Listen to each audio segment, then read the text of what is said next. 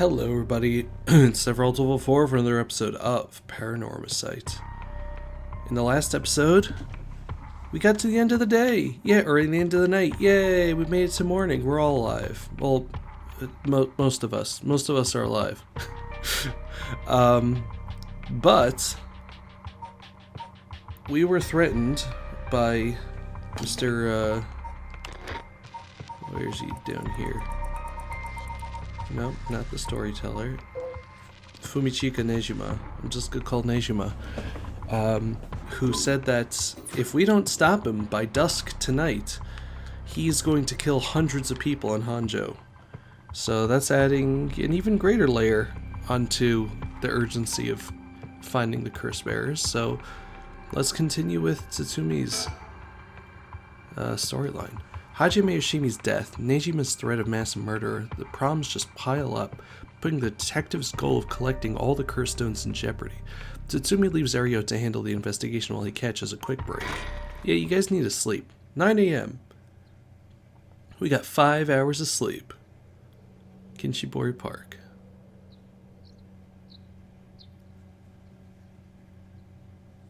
Sorry for the wait, boss, but I managed to gather some information. Took you long enough.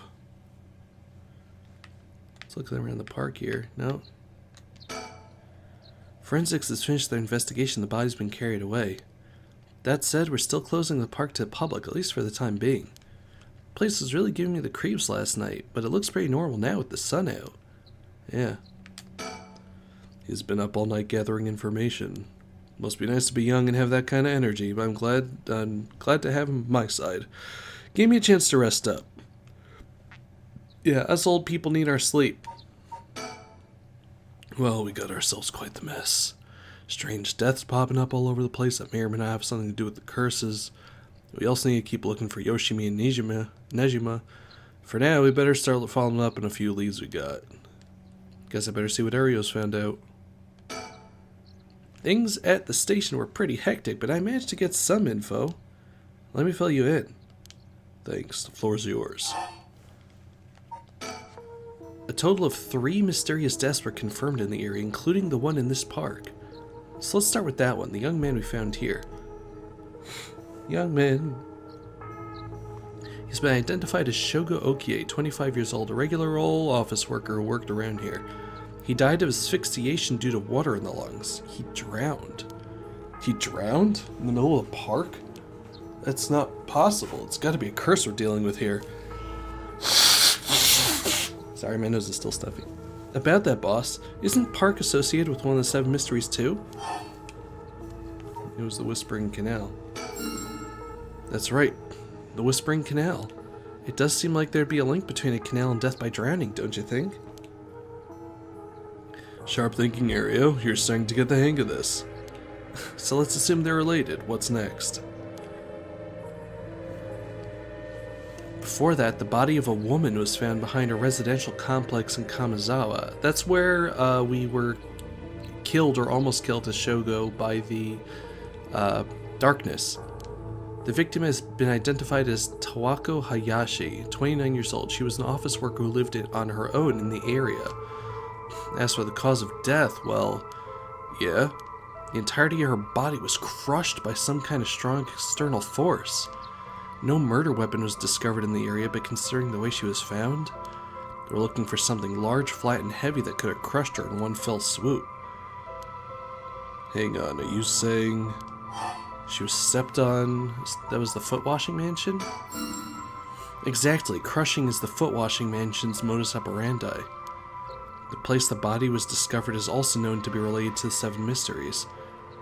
Then this is Namagaki's doing? Shit, I knew he'd used it. Judging by the amount of soul drinks, the victim was just a regular person, not a curse bearer. Guess we should report this to Paranormal Affairs. Got it, and for the 3rd victim... Excuse me. Uh-oh. I'm sorry. He was identified as Kohei Janochi, 32, a teacher at Komagata High. He was found in the school's courtyard. Cause of death appears to be external trauma from a fall or heavy blow. The impact crushed his arms and legs.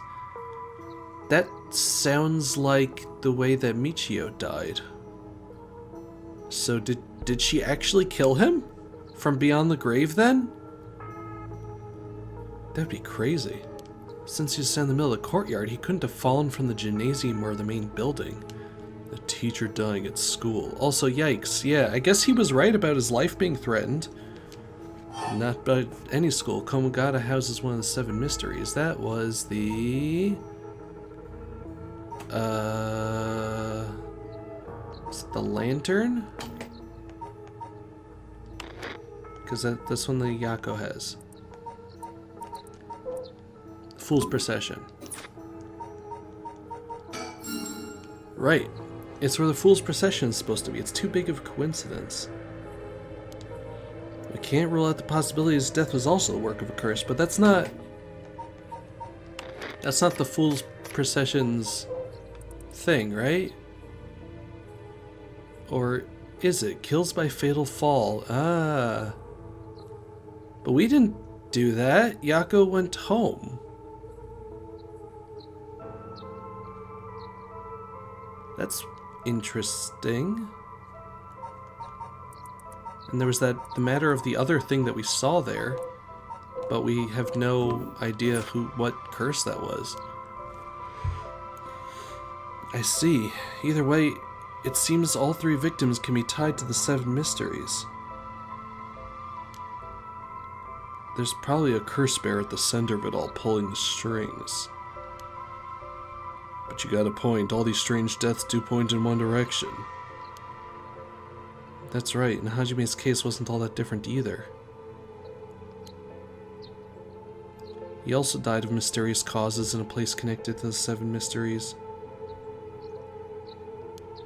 Problem is that the timing doesn't match up. He died before the curses were activated. Could he have just been hit by a different curse, or one that didn't have anything to do with the 7 mysteries? That's a thought, but if that were the case, we'd be dealing with a powerful practitioner, one who could pull off a curse like that without using a curse stone. Excuse me, sorry. There are many people in this day and age who could do something like that. Oh, really? I see. I don't know too much about that stuff. I'd be more surprised if you did. I'm gonna be blowing my nose periodically, and I apologize. Well, looking at these deaths, it seems like many of the curse bears acted last night, but we can't rule out that there are more killings from which the bodies haven't been found. I'm sorry, that was supposed to be the other voice. Yikes, I hadn't thought of that. But there is one silver lining. Judging by my own curse stone, it seems that the curses can't be activated while the sun's out. That also means people can lie to us right now. Oh, that's great news. So basically we're safe during the daytime? Exactly. It's also why Nejima gave us till dusk. He must have known the curse stones couldn't be used during the day.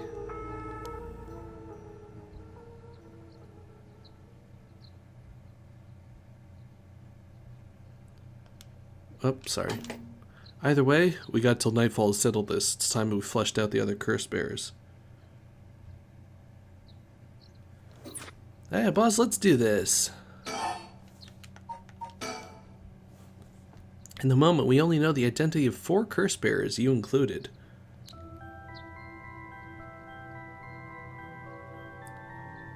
Yutaro Namagaki had the foot washing mansion, and Hideki Ariyashi had the ever-burning lantern. We got both of their curse stones. And then there's Nejima, who claims he has one-sided reed. Yeah, that about sums it up.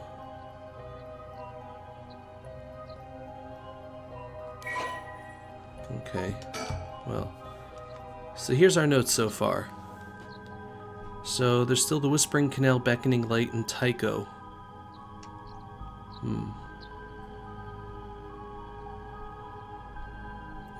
That complicates things. It's nice that it's keeping a running tally there. Better figure out who the remaining 5 are quick. But how should we go about looking for them? There's no point in searching blindly without a lead. Let's focus on other things for now. Tracking down Nejima may lead us to the other curse bearers too. Either way, he should be our top priority. He could do some real damage if you don't get him. I also want to look a little more into Yoshimi. I got a feeling there's some connection there. Aye, aye, boss. Sounds like we got our work cut out for us. Hajime Yoshimi. I asked around to meet a community safety bureau where Yoshimi was stationed. Seems like he was investigating the apparent suicide of a girl named Michio Shiraishi. Yeah, I heard about that. He was trying to determine whether it really was a suicide, looking into the height of the building, the force of the impact, or wounds, all that. He must have suspected some kind of foul play because he ordered a full investigation. But it had already been deemed a suicide and his superiors told him not to go stirring things up. Huh, what was the evidence? Well, according to a report I found on his desk last night, a body was found at the foot of a building a ways away from the road. There's no evidence of vehicular collision, so it was ruled a suicide, but he thought there was more to it? Yeah, a truck or other flat-faced vehicle traveling at high speeds could have inflicted similar damage. In other words, sometimes a traffic accident can look an awful lot like a fall. Huh. But there would be like tire tracks or something, you know? So there's a chance that it wasn't a suicide. Who would have hit her with a car, though? What a terrible way to go.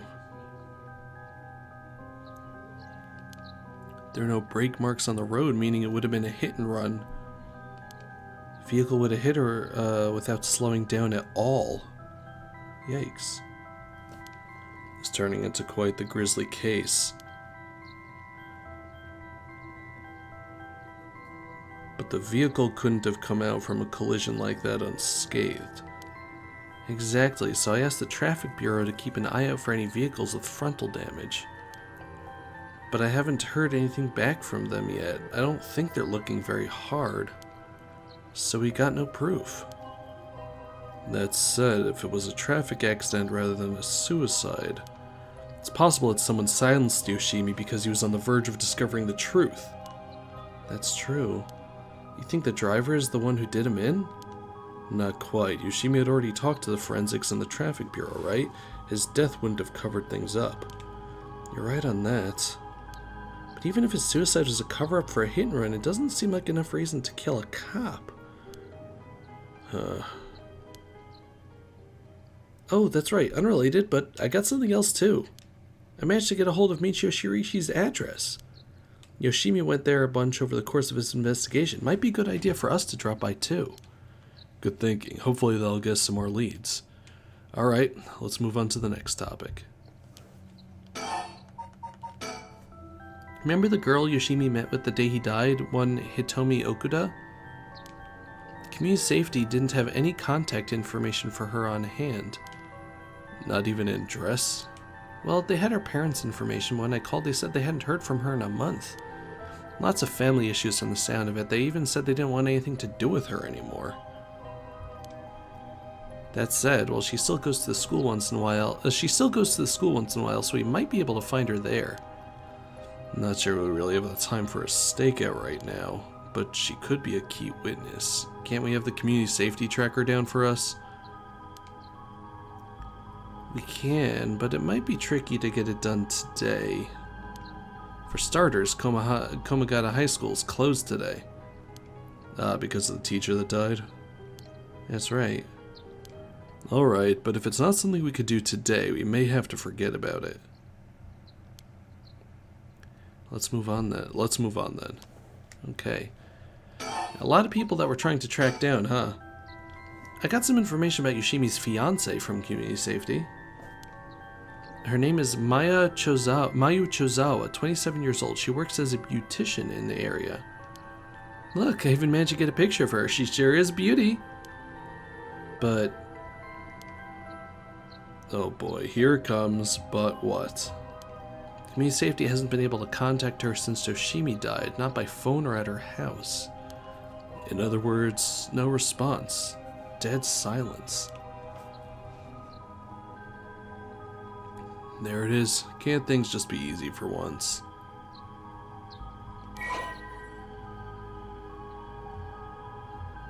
Okay. Oh wow, she is pretty. Mayu is a beautician and fiancé Hajime Yoshimi, police officer of the Sumida Police Department. Mayu's current whereabouts remain unknown. Okay, so if she went missing after he died, then did she have something to do with that? Sorry. Definitely starting to look suspect. A crime of passion, perhaps? Huh?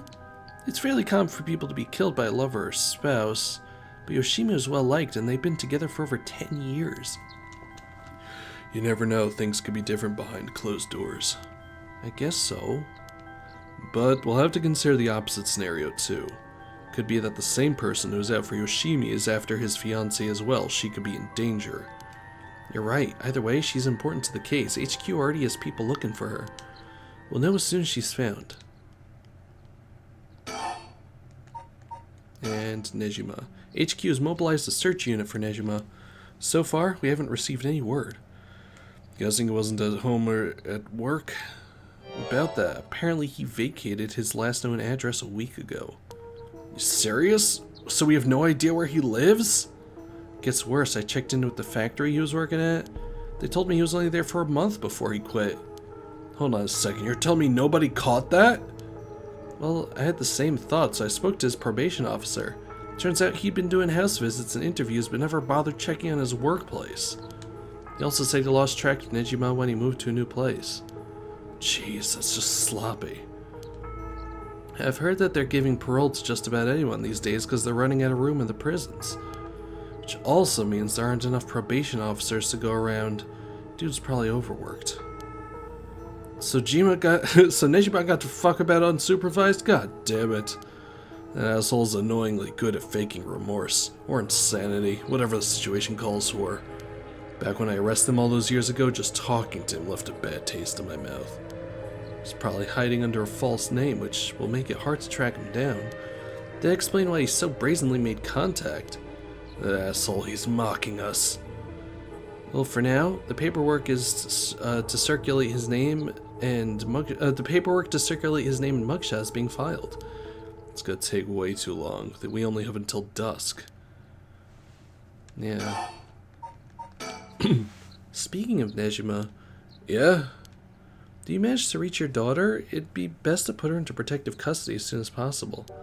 Not yet. I can't reach her. They called, but she's not picking up. Wasn't home when they went to the house either. That's not good. Does that mean she never came home? And why weren't you the one trying to reach her? Shut up. I don't have her contact info, alright? Damn, she really doesn't trust you, huh? Either way, I told her mother there was an emergency and we'd send an officer to find her and get her to safety. She was real reluctant, but I got her to agree. Guess that explains why you got divorced. But if you, her former father, can't find her, what the hell did Nejima do to it? How the hell did Nejima do it? Former, eh? That gets deep. Yikes, sorry, it just kind of slipped out. Anyway, I suspect it has something to do with this curse echo. Back on topic already, huh? He said his curse could kill a lot of people in a short time. May even allow him to act from a distance. I see. The one-sided read. What was that story about again? Something about a man stalking a woman who goes insane and chops her up. Alright, one of the more gruesome of the 7 mysteries.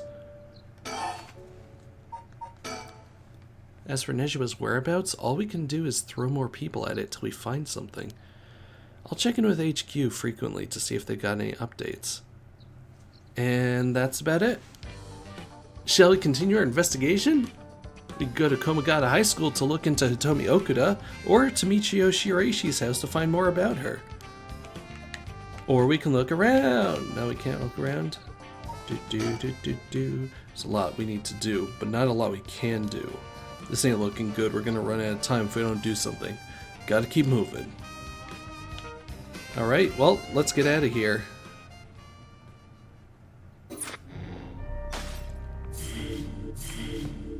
Okay, well, in the next episode, I think it would be a good idea for us to check back in with Yako and see how the heck that's progressing.